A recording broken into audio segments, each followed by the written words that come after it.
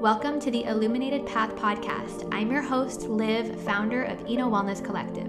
My wellness journey started with yoga, which led me down the path of exploring healing modalities like meditation, breath work, sound healing, mindset work, and so much more. This exploration inspired my mission to help others find what lights them up. Get comfortable and curious as we learn from experts, teachers, and creators who are lighting up their communities and living an inspired, expansive life. Let's dive in.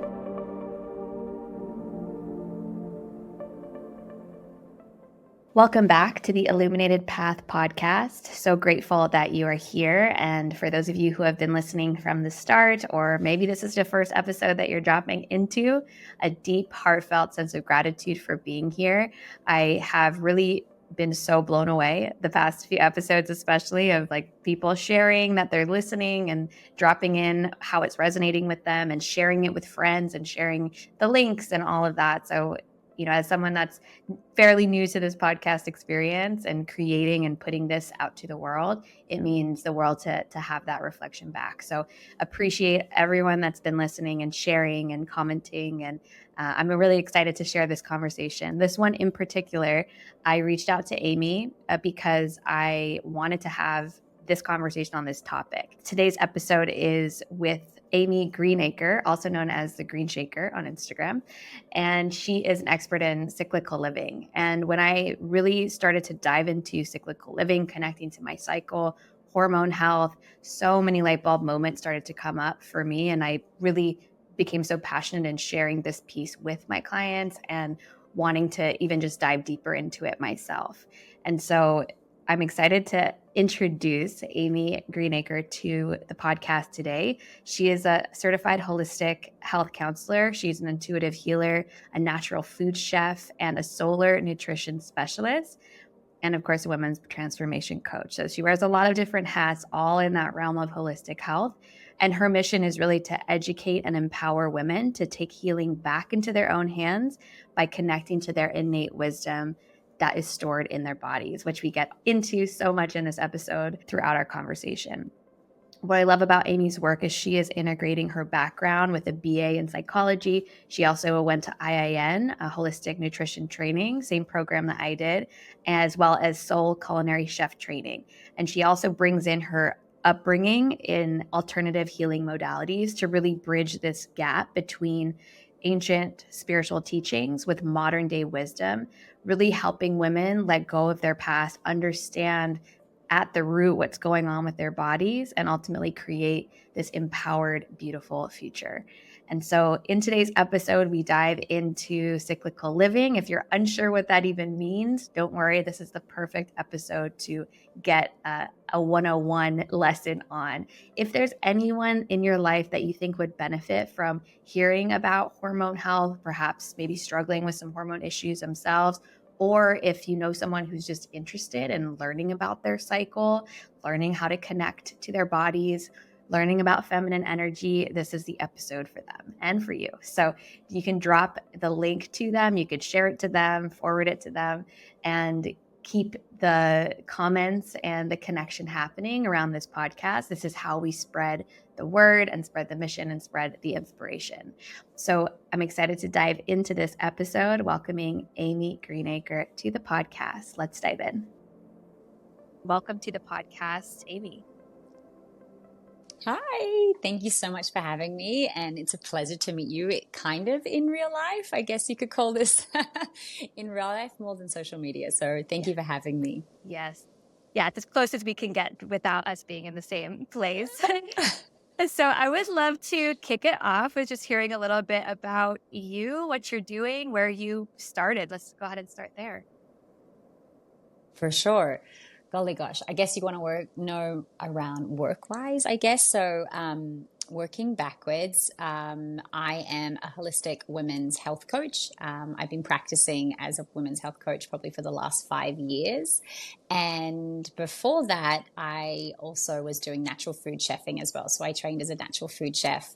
And I guess the story of how I got here. I'm Australian. I was raised in Australia by a very health conscious hippie parents, and my mom in particular was very mindful about how, she raised me and my sisters. I'm one of four sisters, so I came from a very much an all girls family. God bless my father and my dad for putting up for us for so long. So I was always surrounded by health and wellness from a very young age, and my mom made some pretty, beautiful choices, I guess you could say, or hard choices back then to really raise us really holistically, as close to nature as possible. Being Australian, I think that's just a natural way as well. So it's always, I guess, being health conscious of being healthy and mindful around that was kind of just given to me. Like I didn't really have a choice. Actually, it was probably a little bit too on the health side. We used to go to friends' houses when I was younger and would binge on the white bread and Nutella because we didn't have it at my house. So my mom was very healthy. And yeah, we never really went to Western doctors or anything like that. We'd always go to a homeopath or a naturopath. We were naturally immunized, which means that we always were turning to homeopathic medicines and things like that. So that was how I was raised. It was always a part of my upbringing. And then as any, teenage person, young woman figuring out who she is, I had really bad skin as a teenager. I was a dancer when I was younger. I was doing it 3 or 4 days a week. So I probably just had, hormonal skin going on. But it was actually when I first went to a Western medicine doctor and took my health into my own hands. And a lot of my friends at the time were all going on the contraceptive pill. So that was my journey at the age of 16. I didn't really have healthy periods, regular periods. It was probably the first time that I ever, took my health into my own hands. And that led me down a path of, being on the pill for 7+ years, going into my 20s. And yeah, I guess that's the kind of the definitive part of, I guess, my journey of how I ended up now working in women's health and things like this. When I think back to that journey, it was the first time that I think someone else told me what to do with my body. And I just listened to them and took someone else's advice rather than actually listening to my mom or listening to me at the time. And yeah, along the way, I also studied psychology back then. So I think I always had this desire to want to help people. And again, after I graduated from university, I think I went down the line of just trying to figure out who I was and what I wanted to do. And I didn't end up working in the field of health and wellness back then. I actually fell into PR and marketing and events because it was more exciting to me back then. And I didn't really resonate with actually the science behind psychology as well, all this statistics and things like that. I always believed that we had spirit behind us and stuff. So that led me to, kind of, I guess, following my own spirit, which was more outgoing and having fun and working out in the PR and marketing and events world, which I'm actually very grateful for because I now also use that in my business, running your own business and things like that. And I feel like I'm telling you a whole chunk of my backstory of how I got to where I am today. But I left Australia and I moved to London. And it was the first time that I realized that not everyone had been raised as health conscious as I had been and turned to food as medicine. And I think in Australia, it's just very natural in our environment to be, that health conscious. And I think that was the first time where I realized, wow, I would really love to teach people about how I was raised and how different it was. And it was only that juxtaposition of being around people who weren't as health conscious and mindful. In London, it was cold, it was miserable, it was a whole different, journey for me as well as this happy Aussie Australian girl.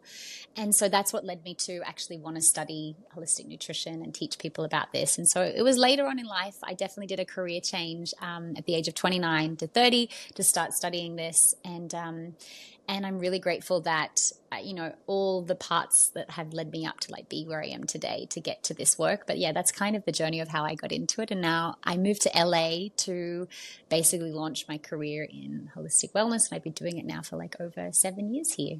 Wow. We have so many little similarities in our path too, which I didn't realize from dance. And then also kind of initially I went into, I was studying communications and went into working in events. And I also had a little stint in LA as well. So it sounds like that your journey has taken you from home to far from home, but with that path of, wanting to deepen that. I also made a career change later as well, probably around the same age that you mentioned. Moving from events and sales and all that into wellness. So we have a lot of similarities in our path, which is awesome to hear. You It's mentioned, probably that's Saturn return. Was it around your oh, Saturn return, 29 to yes, 30? yes. There was like a whole Yeah. shift. Everything changed at that time. That's Yeah. awesome. So I love how you mentioned that the way that you were raised, it really started to like become different, or you noticed that it was different when you moved to London and saw just kind of the difference. And you alluded to some of the things that your mom did, whether that was having you eat, relatively clean, looking at health and like medicine differently. But because you mentioned you have a bunch of Mhm. sisters as well, like what were some other things that you learned from an early age, whether that was about your hormones or your cycle, or what were some of those early, things that your mom instilled in you all as like a family that you could take into your practice today? Mm. Yeah, I think one thing, I was just home in Australia last week for the month. I was with my mum for her birthday and my sister in Bali for her birthday.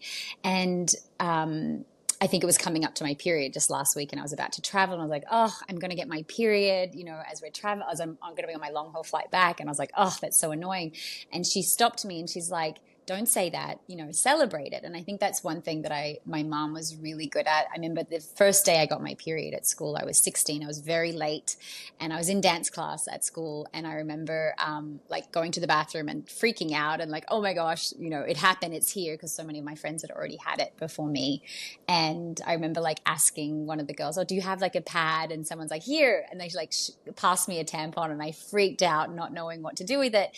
And I ended up going to the school nurse and like, having a moment of just like, I was in so much pain. And my mom came and she's like, yay, you're a woman. And she like fully celebrated me, and just like, it was a rite of passage in her eyes, and it was always celebrated, and not just like here. It wasn't I don't think I had a lot of questions for her. I think it was like, for me, I was like, I don't even know how to approach this with my mom. But she was very like, you're a woman and this is a rite of passage. And she's like, do you want to go out to lunch? Can we go celebrate? So I think that was a really beautiful thing. And even to this day, like last week when she said, don't complain about it, celebrate, welcome it. It's a good thing that your period's coming.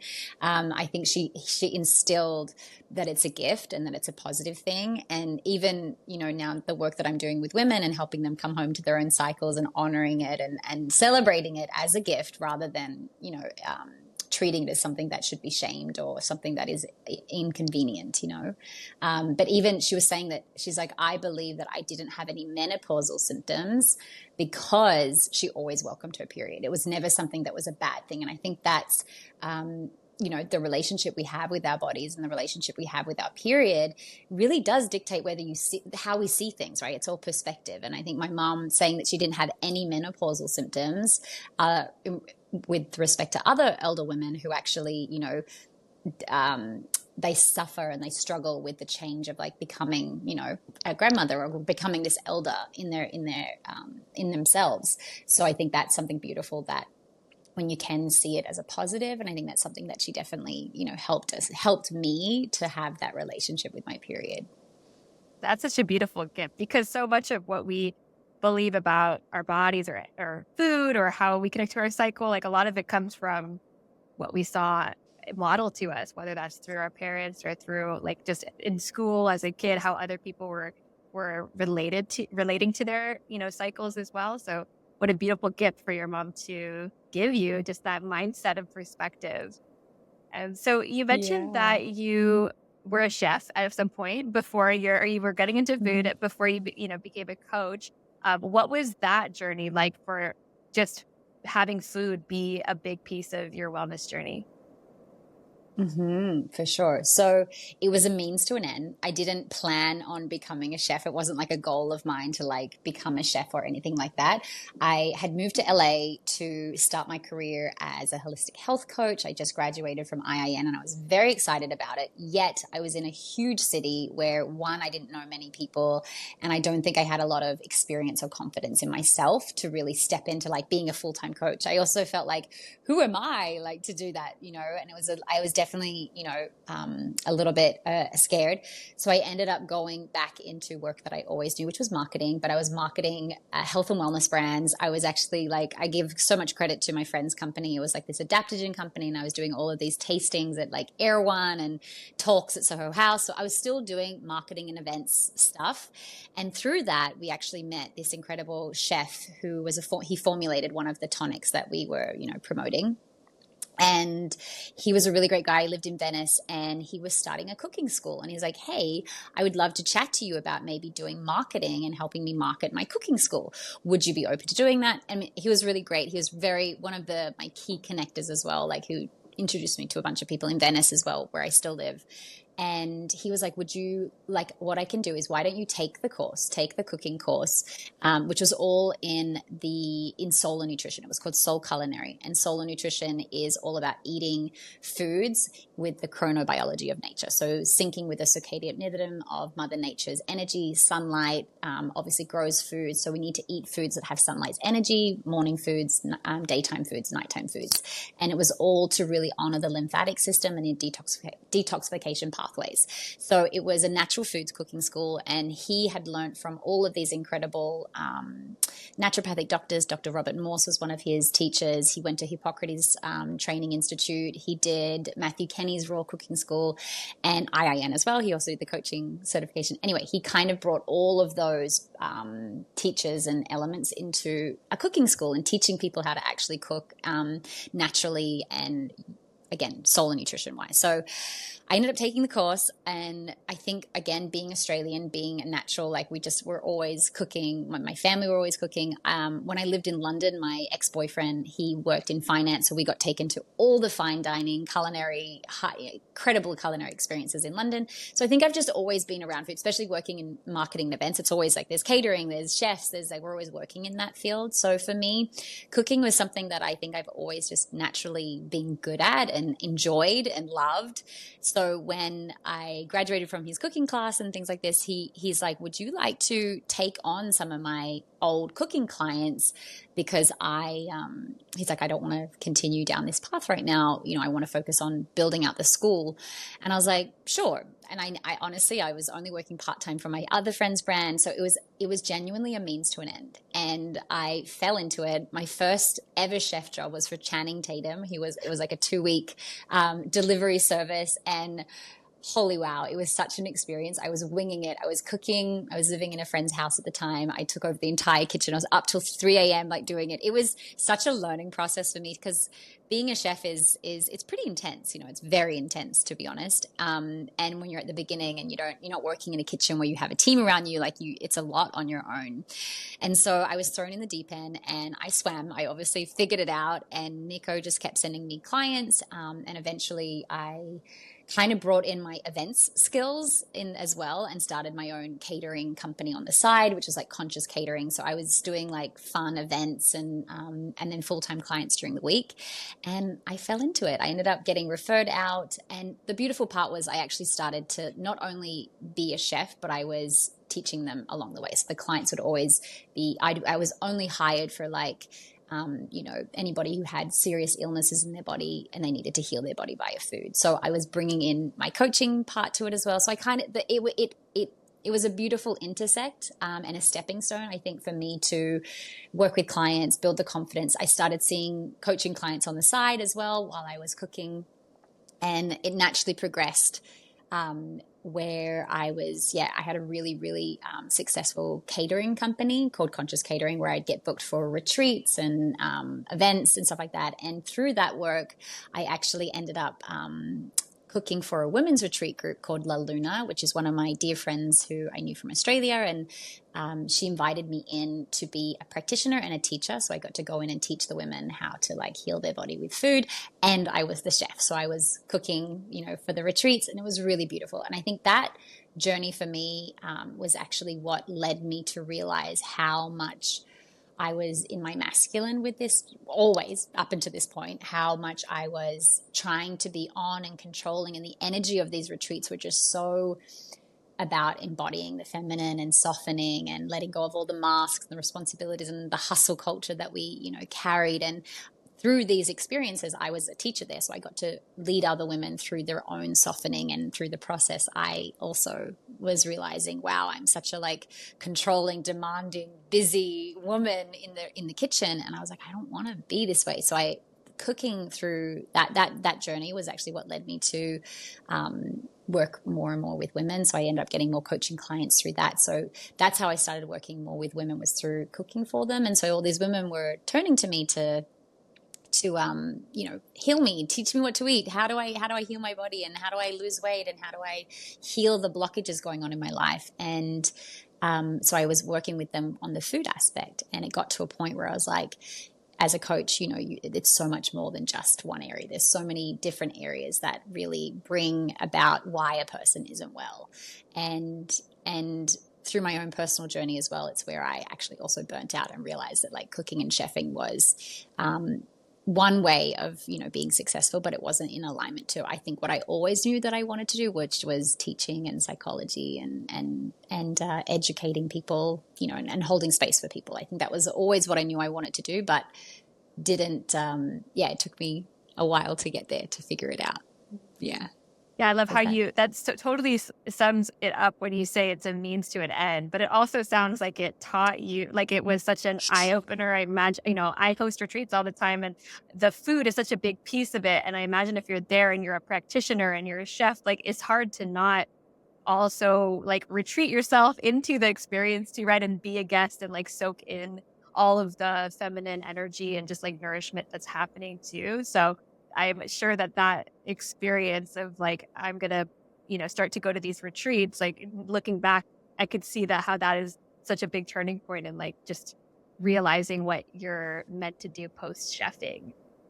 Was that where, during your chef time, was that when you became the Greenshaker, which is your Instagram? Is that where that name came from? No, that name came from my dancing days in Australia through an ex-boyfriend that was a DJ, and I was very much in the music scene. I think being a dancer, going out and dancing was a huge part of my upbringing. I actually was raised in church growing up, so I think I always had dance as an outlet, like going to gospel, church and singing and stuff like that. The very gospel style church I went to. And so I actually found dancing and going out at nightclubs is the same release as what I had, like dancing at church growing up. So that was kind of the connect of why the nickname, right? That's what you asked me. I got the nickname from going out and dancing, and Greenacre is my last name. And so the nickname, as Australians, we love to give everyone nicknames, but I was always Greenshaker for being the last one dancing on the dance floor. Oh, I love it. I was wondering where that name came from. I was like, is it related to greens or is it related to, but I love how it was it was like dancing and having fun. And to be honest, like using it as my Instagram handle, I wasn't, this wasn't my business back in the day. It was just, and I actually ended up working at a record label in London. So music and dancing was definitely still appropriate, I guess, for my nickname. But when I moved into being a holistic wellness coach, and I actually grew a lot online in COVID times.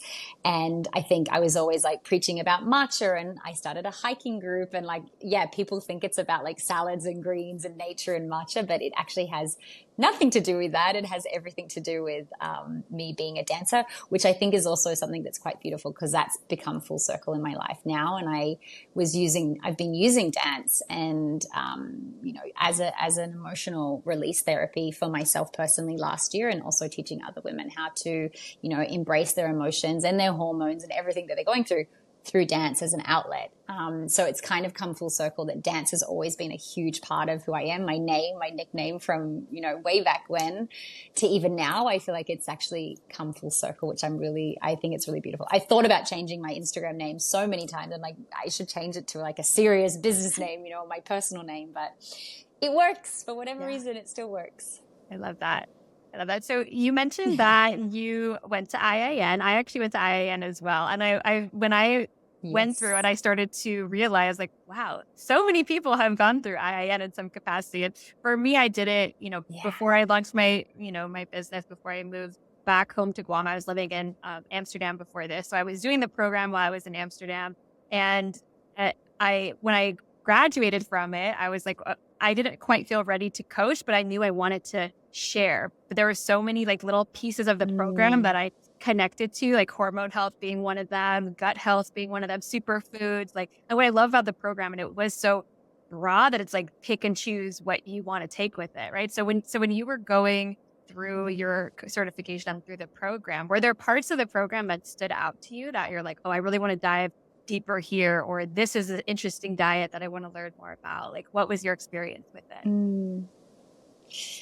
There's one point. So I studied in 2015, and I think they've changed the curriculum. I think they always keep adding in more and more to the curriculum each time. The one conversation that truly stuck out to me, and my mom was actually studying at the same time. So I was living in Singapore, and my ex-boyfriend got transferred there for a new job, and I actually got to take a full year off and study and dive into like IIN and all the things around it. And do you remember the session with Dr. Christine Northrup, which was around all of the issues that, babies and all of our autoimmune conditions and a lot of these symptoms and diseases, these lifestyle diseases that are so common in so many people, if you go back to your birth story, if you go back to how you were birthed. And she even said in the lecture, like, go home and ask your mom how you were birthed, because, she talked all about like C-sections and inducing labor and not being breastfed and not being naturally going through the birth canal. And she was an obstetrician. So it was really, interesting topic for me. And my mom was in the course. So it was really beautiful. So that's actually when I went home, and I was like, called her. And I was like, Mom, like, tell me my birth story. I've never asked you this before. I'm so intrigued to know. And she's like, I've never shared this story with you, but you, out of all the girls, like all my sisters, you were the only one that I was practicing and reading this book about birthing via an orgasm. And so she's like, so that's how you were birthed. She's like, well, I was in the hospital. I told the nurses beforehand that me and your dad would be practicing this. And that's how you were birthed into the world. And I think I was so shocked at the time. And I think our relationship is so much further along now than it was then. Like I didn't know how to have these conversations with my mom. I was like, okay, I just like accepted it. And ever since I found that out, my whole me and my energy, I've always had so much energy. I'm a dancer. I have a lot of energy. I see the cup as half full. I'm very positive and optimistic to a fault. Like my whole life, people were like, what's wrong with you? Why are you so happy? Like it always was at a fault that I was this way. And when I found out that I was birthed by an orgasm in a place of, coming into the world with pleasure and joy, I was like, my whole life finally makes sense, So that, for sure, definitely stuck out to me. And I think I was so intrigued by birthing and womb work and women work. And it's the only, again, going back to my journey of like going on the pill, that was my only intersect with the Western medical system. And the only thing that I truly thankful for has gone wrong in my life and my body was actually, choosing to go on the pill. I had a procedure at 23 where I had the lining of my uterus burnt out, because I had an irregular pap smear. And I still know that the correlation between those cells were actually caused by going on the pill. And so I think I've always been fascinated with women's work and periods and healing that, because that was my only health journey. And I don't know if you remember when you graduate from IIN, they kind of asked you like, what's your story? And a lot of people got into it because they did have some serious health condition. And I never really put too much attention to that part of my journey. I was quite young when it happened. I was 23 when that happened. But to this day, now coming full circle, working with women's and healing their periods. And it's the only thing that I really did have an issue with was that irregular pap smear, getting my uterus burnt out, having, all of the trauma that happened through that experience. It's the only thing I've ever had, thankfully, in being sick. And it wasn't even sick. It was just something that happened. So it definitely has, that's my story. That's the part, that's why and how, because I had to heal my periods naturally. I had to get back into learning what my body needed and healing irregular cycles. And to this day, it's what I help other women do, but that's the only part that was part of my journey. So I think the birthing story, I haven't had children yet, and I know that it's coming soon in my life, but that is definitely an area that I know is going to open up and broaden my business even wider. And I feel like I'm in this part where everything's making sense, leading up to this. Yes, absolutely. It sounds like that has all led you like here, divine timing. And I became a mom last year. And it has Oh, cracked me congrats. open as well. Thank you. It's cracked me open and like just Yeah. inspires so much, which I knew it would. I knew it would inspire where I'm going with my journey and how I support women too. And yeah, such a beautiful journey too. So I want to talk about cyclical living. I know some people listening are probably like, what does cyclical living mean? What does healing your cycle mean? Like, what is this work that you're doing holistically? So can you give us sort of the beginning, like the very, I've never heard of it. What are we talking about? For sure. I love that this is such a common topic now and that we are learning about this as women. I feel like, why didn't we know about this when we were going through sex education and learning about our periods as we were younger? But this is the beautiful thing. Cyclical living is really just honoring that women have a different operating system to men. There is not a lot of information and studies out there. Up until 1970, we were still considered like little men or smaller men. So there's not a lot of data out there on women and women's health. And the number one differentiating factor is that we have a womb and we have a monthly period cycle. And that means that we actually operate at a different system. We go off not the 24-hour clock, which is the circadian rhythm. We go off something called the infradian rhythm, which is that 28-day cycle, which actually syncs with the moon cycle, which is why we as women are different. We have a different rhythm, and cyclical living is really just understanding that our cycle and our period is our monthly report card. It's the thing that we should be honoring, tuning into. And cyclical living is designing a life and a lifestyle that honors your body's cycle. So movement, food, nourishment, working out, doing meetings, having conversations like this. Cyclical living actually is designing a life around all of those things to honor the stages that you're at in your period. And it's beautiful. And when you do understand that your period is a blessing and your period is something that is a gift that you can literally create life with, you can have babies with every month, but you can also harness that energy to be creating other things in your life. And I don't think that has ever really been presented to us as women. It's almost like something that was told to be ignored, go on the contraceptive pill, and literally shut down our ovulation, which is the most potent and powerful and beautiful life creating force energy in the world. It makes us feel fantastic. It makes us glow. It makes us feel on and beautiful and sexy and all these wonderful things. And they're all should be positive things that should be celebrated. But I think for so long we have been told to be successful like men, which is wake up at 9 to 5 and show up every day and live a very different structure and system that just doesn't honor women's cycles and women's bodies, which wasn't always the case. If you go back to how we used to live before technology and lighting and everything like this, like women used to sync with the moon cycle. Women used to go bleed together in tents, and it was a really honored time. And we were in charge of different things. We were the nourishers, the nurturers, the taker care of children. The more traditional roles that we did play was for a reason, because we are soft, sensitive, nurturing, emotional creatures that actually need to be taken care of very differently. Yet I think the pendulum swung a little too far in the other direction, that we have this equal opportunity and this equality to be just as successful as men. And it's not saying that we can't do it. It's just that I feel like it's at a cost. And that's why we see so many women's health issues now, that again, if there's anything wrong with you, it's like, oh, just go on the pill or just take an antidepressant. Like, no one really honors the fact that, hey, we might feel high or low and different and hormonal. We're not depressed. We're just maybe a drop in our hormones throughout the month. And I think there's, a lot of misconditioning that's happened along the way. And cyclical living is really bringing light to the fact that we are cyclical in nature and we need to honor that cycle for us. Yeah, I think when I had made that connection between our cycle, the moon cycles, like the seasons, like just all of that together was such an eye opener. And that happened like in my 30s. I'd never really thought about it in my younger years, especially as I was, just getting my period, or, when you're really young, you just don't have that connection. And I also was on the pill for a long time, and you think about now, as I, became a mom, I was off of it for that time. Like, it really makes you feel like how it actually feels, right?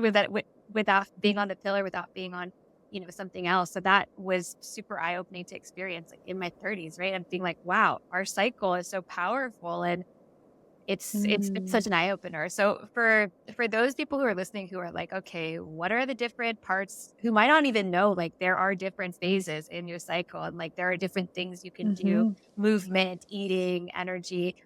How would you kind of explain that to someone who Mm-hmm. might be new to the different phases? For sure. I want to recommend the book that obviously I think a lot of women who know about this changed it all for me, Woman Code by Alyssa Vitae. And then she has a new one, which is called In the Flow.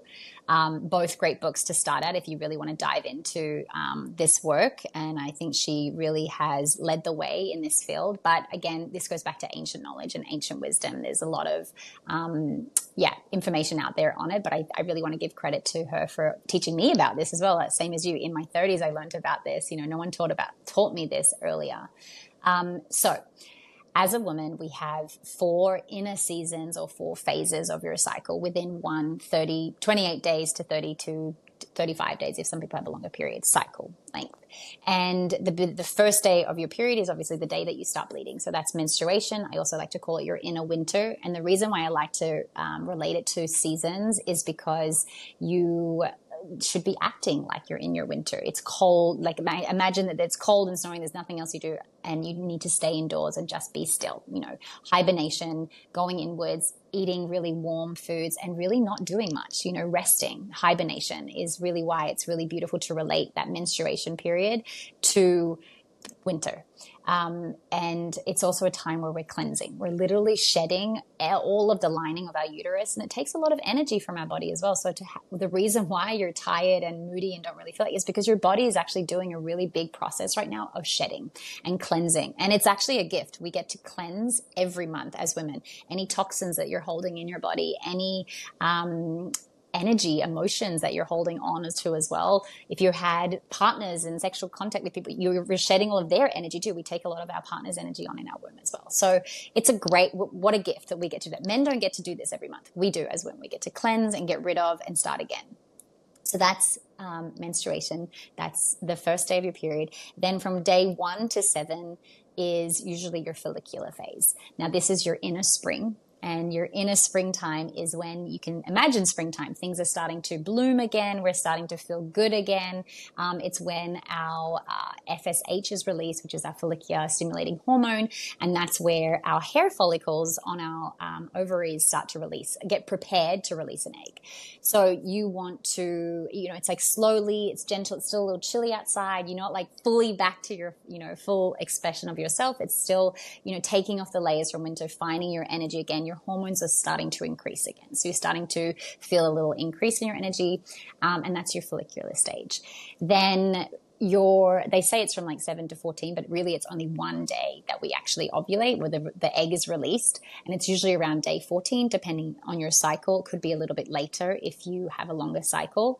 But around day 14, you will ovulate. And this is where you will release an egg. You have a beautiful increase of estrogen in the body.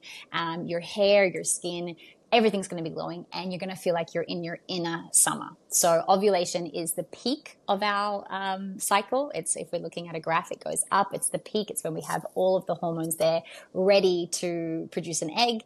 And you feel good, you feel sexy, it's where you want to procreate. So your body releases all these beautiful hormones and chemicals so that you can actually find a mate and make a baby, because that's when the egg is in your system.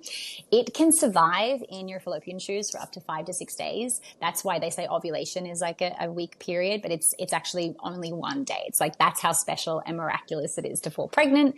But also, it can survive in the fallopian tubes up to 5 days. So that's why you're only fertile maybe for 4 or 5 days a month, which I think, again, there's so much ingrained fear around, falling pregnant. That's why people go on the pill. If we actually were really honoring our cycle and living in harmony with our cycle, we would know that there's only a possibility of 5 days. So that's when you should use protection as well. And then once your ovulation has reached its peak, you are going to start to dip, and we will go into the longest phase of our cycle, which is the luteal phase. And the luteal phase is, for the first week, it's 7 to 14 days-ish, depending on how long your cycle is. This is your inner autumn. So this is when things start to die and start to get cold. Your Progesterone starts to increase as well. So your estrogen will start to, estrogen's more of your happy hormone. Progesterone will start to come in. And that really actually just helps to balance out estrogen dominance, which is a good thing. It actually helps to cleanse. But you've got a lot of hormones now doing this work in your body to try and bring down all of the excess energy. This is where you might develop a little more voluptuous bloop in your little tummy. You know, when your stomach starts to protrude, it's just because there is more hormonal energy in there. And your body's holding on to a lot of fluid as well, which it's not going to use now because you're not having a baby. So it's normal to feel a little bloated. It's normal to be autumny, which is kind of like, I don't really feel like going out. It's getting a bit chilly. Maybe I just want to stay in. I haven't really touched on the workout parts of all of this as well, but it's where you want to start slowing down a bit. It's still good to keep moving your body throughout this stage because it actually helps that balancing, that flushing out of the hormones. When you're not, it can be quite overwhelming in your luteal phase. Sometimes we might feel a bit irritated. We might feel a little bit, edgy, not our best selves. It usually has a lot to do with just that there are hormones in our body that are doing its job, but it's a lot and it can be overwhelming. So autumn is a really good time to, go inwards. Maybe don't go out as much. Maybe don't book those big social, calendar events and things like that. And really just take the time to be gentle with yourself and maybe don't spend as much time with other people. And eating autumny foods is really good as well. Eating foods that are really going to be nourishing and helping to flush out those hormones as well. Anything that's not, I know we want to turn to, the junk foods and the snacky foods because we're feeling a bit irritable in the body. It's actually much healthier if you're still sticking to healthier foods that are nourishing the body and satiating definitely for your cravings, but you don't want to be putting in the wrong things in your body because it's just going to make you more edgy and feeling worse. And then beautiful period comes again, the final day where you release it all and it all gets cleansed out of your system and you get to start again. And that's the beautiful 4 seasons of your cycle. Thank you for sharing that. So powerful to think about your cycle in that way, and just even that concept of inner seasons, right? And everyone knows the energy, even if you don't live in a place with all seasons, you know the energy of certain seasons and matching food and movement and just, your social energy, your social battery to that, energy as well. I think that's so important to look at, especially if you've never even thought about like, what day of my cycle am I on today? So I imagine your clients come to you when they're looking for support with this, right? So what do you typically see as sort of the before they work with you situation? You mentioned some people are coming with like irregular periods, but what are sort of the things that women are noticing that they're like, okay, I might need some support here with that they come to you for? For sure. So in my one-to-one practice, I definitely help women get to the root causes of what's blocking their flow. And so a lot of the women I actually work with are very health conscious and they're actually very self-aware and they're aware of what's going on in their life. But usually what I've found now, it's so much more than just food and health. And even just navigating their cycle, bringing back a period naturally, for example, or healing some other kind of symptom going on in their body. A lot of the work that I do is actually the root causes is our conditioning, our limiting beliefs, our knowledge and understanding of the female body, and also just acting like males, like hyper masculine, hyper over controlling, hyper type A overachievers that they actually don't know how to be a woman. Like no one taught them that it was okay to slow down enough to listen to their body, to honor their rhythm. They don't even know that they even have a rhythm sometimes. A lot of my clients do. A lot of my clients are actually very conscious and aware. And what's stopping them though is actually the limiting beliefs, I think, is a really big part of our conditioning as women, that when you don't know that it's actually okay, the guilt we carry around slowing down or not doing enough, or the pressure to be beautiful 4 weeks of, all the time and always catering to the external, and rather than really taking the time to be like, do I feel okay? Does this actually align with what I need in my body today? And a lot of the work that I actually do with my clients usually has to do with like financial blocks in their life, career blocks in their life, relationship blocks in their life, or even just purpose. Like, what am I doing with my life? Who am I? A lot of the mothers and clients that I work with that are kind of in that field of like, they were a certain way up until they had to start taking care of another little being. And then once they became mothers, it was like, who am I now, and what the permission, I think, to be a woman and be a woman in all the different phases of being a woman. So it's very intricate the way I work with clients, and that's why it's a 3-month, I work with clients for a minimum of 3 months, is because some women will come to me like, I just want to heal my period and I just want to heal these symptoms. And then we get to the root causes of why there's a block in their periods. And most of the time it's because their body doesn't feel safe.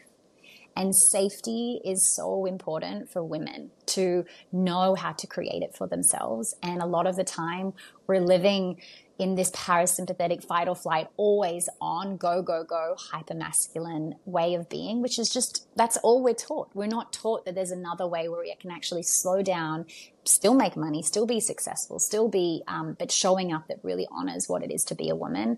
And that's where I see my clients have breakthroughs in their life. It's like the biggest stuff that we're working through. It's not necessarily just heal my period and everything fixes. It's like, actually, no, heal the reason why your body doesn't feel safe right now.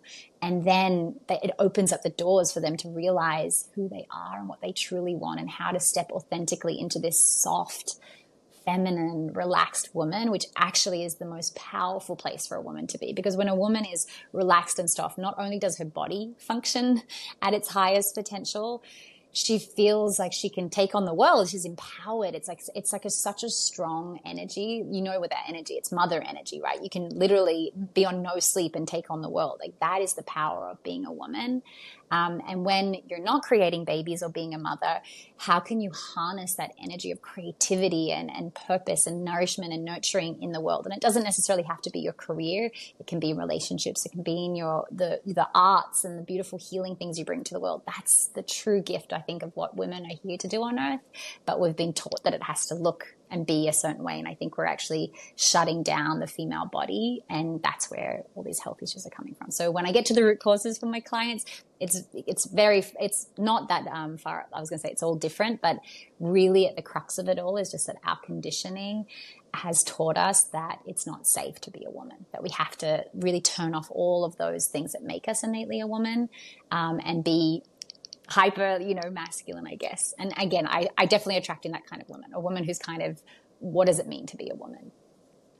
Yeah, and it sounds like, yeah, absolutely. It sounds like it's like a deep remembrance of, like, it's already in us. We already know, like, the deep power that we all have, but it's, like you said, like removing the conditioning, rewiring, like creating space so that you can live in that most authentic expression. I imagine the women that you call in too are all craving that feminine energy in their life, in their business, their family. And it's something that you mentioned too, that you were craving when you were chefing at the retreats and wanting to, like, really be in the feminine flow. So as a coach, like, how have you shifted from the, like, I got to be busy all the time, and then shifted to, okay, I have to practice what I preach and I have to be in flow as well? Yeah. I was thinking about this morning. So wow, it's been a journey. It's definitely been a journey of burning out as a chef, literally physically in my body. I had carpal tunnel syndrome. I had aches and pains. I was bloated all the time. I was exhausted. I was waiting to go on holidays to, like, recharge, and I was, like, escaping my life. And I was burnt out. I was too burnt out to even work out. Like, I wasn't even healthy. I wasn't taking the time to work out. I would go to an exercise class occasionally, but I wasn't strong. Like, I was almost like, it was a very imbalanced part of me, and I had really, really painful periods. That was my sign. That was my clear indication that my body was, like, not okay. It was also a turning point where I was working night times for a family of 6, and I really wanted to have partnership in my life and call in family for myself. And I was like, I knew that if I wanted something different, I had to make a change. So being a coach, knowing, having the tools to, like, kind of redirect my life, although you get so in it in so long in one way, and it's only when your body starts to scream to you. And I think women's bodies are doing that more often now. You're getting these symptoms. It's like, why am I always bloated? Why am I always having painful irregular periods? So I really had to do some, inner work and healing to make a change. And thankfully it was at the same time as COVID. I actually ended up going to the Amazon for a month and having, like, a month retreat in the Amazon jungle in Peru, which was really beautiful, bringing me back to nature. And I think that trip in and of itself just reminded me of what is important to me and what makes me feel my best. And I'm Australian. I grew up by the beach, and like I know that when I spend time in nature and when I slow down enough. Also, these women's retreats were 7 days in the jungle of Mexico, so like you were bare feet in nature. Nature for women is like the number one thing that brings us back to ourselves. She is Mama Nature. We are her. We are women. We are the mothering, nurturing essence of the embodied in women. So for me, going for that month-long journey was what actually set me on a path. Like, I don't want to be driving an hour each way to my job every day on the 405 in traffic. I don't want to be working every night of the week. I want to be having a family of my own. So there was some very, very clear like wake-up calls that kind of shifted me to make the choice. And COVID happened at the same time, and I really got a chance to be at home. I was only doing meal deliveries once or twice a week. So I actually, I would already, what's it called? Because I had prepared, I had to like do a detox to go on this retreat in Amazon. And when I came out, like I'd already like taken off my nails and my hair was all natural. So I was like ready to help people. I was like, I feel like I was just so ready to serve, and I really stepped up in being of service. And I think that's also what really just brought me back to life was, one, being in nature every day, making sure I was getting up and slowing down and adopting the pace of nature, whether that's, you know, rising with the sun. And obviously solar nutrition and the way I'd learned to cook is I learned about cyclical living through circadian rhythm, like really syncing our bodies with nature. Eating the way nature intended us to. Obviously, I was already doing that as a chef.